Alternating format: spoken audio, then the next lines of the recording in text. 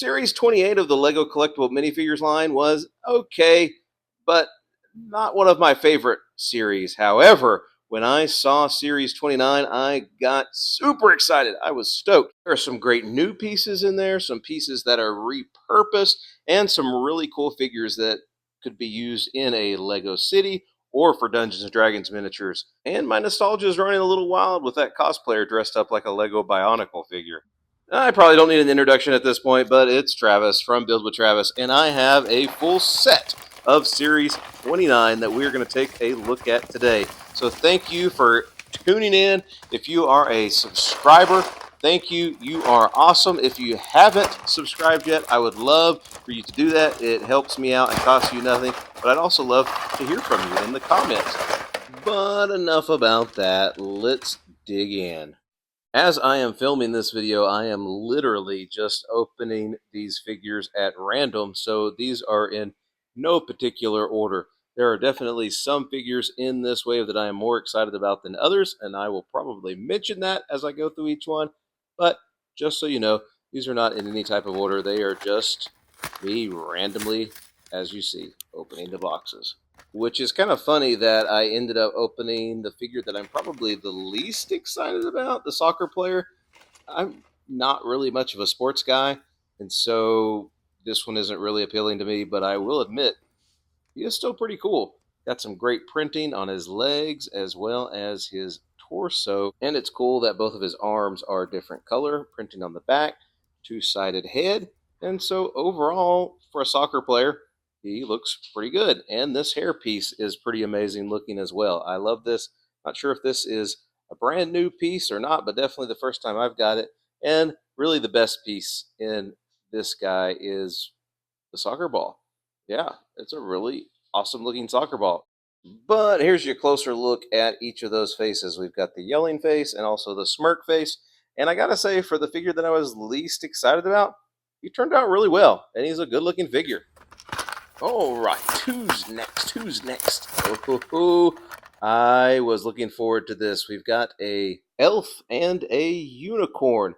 And while her accessory with the goblet is not that exciting, I will say that she comes with a unicorn, which is pretty super amazing, and I thought would be a great addition to my Dungeons & Dragons miniatures. This is not the first time we have seen this little horse. It first appeared recently in a Creator 3-for-1 Unicorn Castle set, which honestly I was tempted to get not too long ago because I wanted some little unicorns. But hey, now I've got one. She has printing on the back of her torso, and the hairpiece is really, really cool. I think we have seen this with Wonder Woman before, but this is a new color, although I wish we would have got one of the hairpieces with elf ears.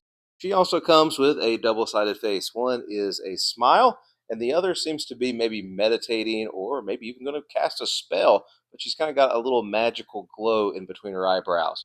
All right, they say third time's a charm, so let's see what number 3 holds for us. Hey, it is Nostalgia Overload. We have a cosplayer, and this is specifically one very hot cosplayer. In fact, he is on fire. He is dressed up as a bionicle. And as you can see, they really went for the cosplayer theme. The helmet is not a full helmet, it's a mask. It only goes over one side of his face. But overall, a really, really neat piece. And I have noticed that scalpers and buyers are really going after this guy. He's been hard to find. He also comes with a little bionicle tube. If you were around back in the days of bionicle like I were, they oftentimes came in tubes, which was really cool. And it's cool to see Lego acknowledging that and giving this cosplayer a tube of bionicle pieces. In my opinion, this guy is really the most creative figure in this series, and he just looks beautiful from all the printing on his torso and his legs that really look and like and capture the original bionicle figures. It's no wonder that he is getting bought off of shelves really quick. All right, who is up next? We've got a long way to go, so we need to get cracking, or opening, I guess we should say. It looks like we have got Boba Tea Girl, and as you can see, her torso and legs are completely pink. Unless you need a figure in a pink jumpsuit, she might not be good for anything but to be dressed up. As you can see, she does come with the double-sided face. There's smiley face and also sunglasses face. And as you will see in just a second, that is a problem. This figure probably should not have had a double-sided face because you can actually see it through the translucent costume. This costume is one we have seen before. This was a slush at one point, but now it's boba tea. And so outside of our soccer player, she was probably the other one that I was least excited about. She does come with some cherries, and as you can see, they are very difficult to put in her hand. But here's a closer up look of her two faces.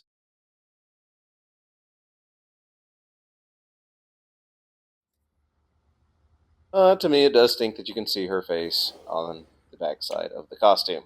Anyway, let's keep going, shall we? Who's next? Who's next? Who wants to go? Here we go. Next up, we have the Chocolatier and her chocolate dragon. Just like with the boba tea costume, we see Lego reusing a piece here. We've got the dragon that came with, in my opinion, one of the best, if not the best, collectible minifigures series, the Dungeons and Dragons one.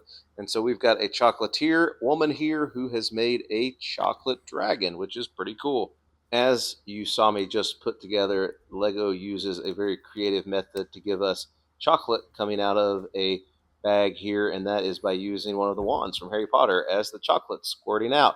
And so she has also got a little, I guess, spinning wheel that you would put your chocolate dragon on, and she is going to town working on making the perfect dragon sculpture. And I've got to say, she's done a mighty good looking job. No printing on the back, very simple design on her, but also the hat with the hair attached to it is pretty cool. That was in the Build a Minifigure section at the Lego store not too long ago and probably been used with some other sets. She also comes with a double-sided face, as you can see. One of them is smiling and also one is concentrating with her tongue out. And let's see who we have next. Do I hear something? I think I hear something. Oh, ho, ho, no wonder it's our tuba player. He seems to be the perfect guy to go with the last modular we got and the parade that seems to be coming through the Lego City. He has back printing and does not have a double-sided face. He just has the face where he is blowing into his tuba.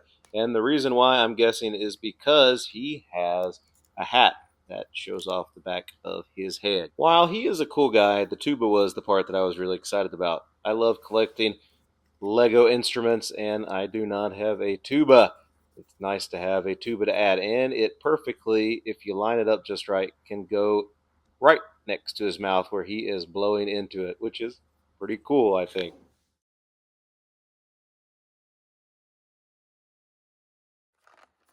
Next up, we have one of the more peculiar figures in this series, and it is a reprint of the former guy dressed as a Tyrannosaurus Rex. We've gotten a lot of the dinosaurs lately, but this one is a robot T Rex. Lego did go all out on him. They printed on the tail, printed on the side of the legs and the front of the legs, as well as a very nice looking torso.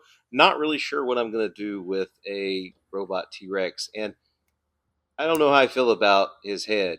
His head is either basically a closed mouth or an open mouth. And so when you put the mask on, it looks like this robot T Rex has his mouth open on the inside or not open.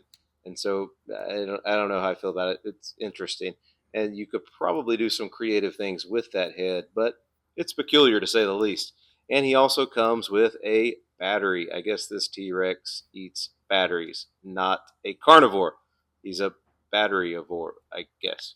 The Bionicle cosplayer, I've noticed in stores, this figure is often sought after and is a little bit harder to find. So if you find him or the Bionicle cosplayer, make sure to grab them if you're looking for them because they may not be there next time. This next box smells a little bit fishy. I wonder if this is, yep, it's our marine biologist and a clownfish. Is pretty typical fare for your scuba diver. We've seen several scuba diver figures in the last few years, but the hairpiece is really cool. This is a long hairpiece that has a scuba mask attached to it, and you can see the translucent band goes all the way around her head, which is really cool. A really cool piece. So they've made this scuba diver a little bit cooler than past ones we've seen, in my personal opinion. You also get a sea plant here that I guess kind of looks like a sea anemone is what they're going for here, but also a cool color. She also comes with a pad with a pin on it and the number 106, which in my understanding represents the bright orange color number that goes along with the color of this particular fish. So if you looked up that color in the Lego info, 106 is this color from my understanding. But the fish is really cool. I had to pick up a second of her just so I could have two of these fish because it's not every day you get a new animal. I love Lego animals, and when I find them, I try to pick up at least two, specifically because one day I want to build a Noah's Ark. But obviously, the fish weren't on Noah's Ark, they were still swimming in the water. Her double sided heads are a little more similar. One of them has a mouth closed, one of them has a mouth open with the eyebrows raised, but still very cool. Yeah, you guessed it. Here's the next one. We have a cute witch and her cat, which looks a little bit like a dog. It comes with the molded skirt piece in a new print, and she's got some fun printing on her back of her torso and on her legs as well, with some boots that kind of look like a cat because cute witches are very much into cats. It's also got a translucent wand. Man, I still love that wand. It's been around since my younger days, since my youth. And this little cat, which kind of looks like a dog. You could really go either way depending on what you want to do with that. But this could be another cool figure for Dungeons and Dragons or just one to display. She is cute after all. You can display her winking, or you can display her just as her happy go lucky self. I really hate to say this, but some of the figures in this series just stink, and this one is one of them. I don't mean stink like he's not any good. He stinks because he's a trash monster. Okay, he doesn't physically stink, and he's actually really cool. Check out those legs. The legs have printing on the front, on the sides, and he is just looking so slimy. I think this is another one of the most standout figures from this series. Got great details and printing on his legs and his back. There are bugs and worms and slime. I am going to get a few of these for Dungeons and Dragons, but they're just a fun figure. His head itself is a nasty rotting pumpkin with a worm crawling through it and a fly on it. Lego could have just given us a black head because he does have a mask that goes on it, but they didn't. They gave us something cool, and there is his slime monster mask. This slime piece came out not too long ago, and it's just really cool, and I'm glad to see them using it again. We get the classic pizza box, but this time with slime on it, and it looks like it's been in a trash can. And we also get the classic fish, except for the first time, it's not just a fish with skin on it. It is just the bones. That's right. And we get some little flies, if you can see that there. I think that is just amazing. This is an amazing figure for Dungeons and Dragons or for display or for your city. I don't know. He could even go well, I think, with Ninja Turtles. If you want to put him in with Ninja Turtles, he could be like Pizza Face or something. He's just a really, really cool figure and one of the standout from this series. All right, we are down to our last two figures in this series, and this next one is one that I was really looking forward to, much like the Trash Monster, and that is the Monster Hunter. And she just looks phenomenal. She's got printing on her legs. She comes with a cloth piece that is kind of like her trench coat that she is wearing. Kind of harkens back to the day of all the Monster Hunters from the 90s and 2000s, and kind of reminds me of the Monster Hunter series. She is going to work perfectly for the Dungeons and Dragons campaign that I am running with my two daughters and one of their friends. Their friend actually plays a vampire, so now I've got a vampire hunter to track her down. She, though, pairs really well, I think, with the steampunk inventor from Series 27 collectible minifigures, and also the hot air balloon pilot we saw this month in the build a minifigure section at the Lego store. As you can see here, she has a double-sided face, so you can change that out if you'd like to, and a hat and hair combo, which I think we have seen in the Friends line. But what is really cool about her is this gun. This gun is just really cool. I hope Lego uses this again and other things. I would love to see some more steampunk type things, and this is just a monster hunter to be reckoned with. And you also get a printed tile with a vampire on it, a reward poster, and she can carry that around so she knows which vampire she is going after and exactly how much money she's going to be getting when she brings that vampire in, alive or dead. Or I guess even if the vampire is alive, it's still dead, right? Because they're living dead. I don't know. However that works. We're down to one figure, and as you can probably guess, it is a really important one in this line. While I do like Ninjago, it's not necessarily one of my favorite themes, but it is a really big one. And Ninjago is celebrating a big anniversary this year. They have had pieces and figures in the Build a Minifigure section at the Lego store. Their anniversary sets out now, and honestly, this is just a really, really good looking ninja figure. Lloyd aside and Ninjago aside, this could be used for Dungeons and Dragons, or if you want to do some type of ninja mock or display. It's just really, really cool. Now, you know, the sword and the holster are not something necessarily we haven't seen. The face isn't, you know, really anything new, but look at this headpiece. Yeah, I mean, look at that hair and the scarf kind of flowing behind it. Really cool. You can do a lot of fun things with that. Comes with multiple throwing stars, and so you can definitely go hunt some other ninjas if you need to.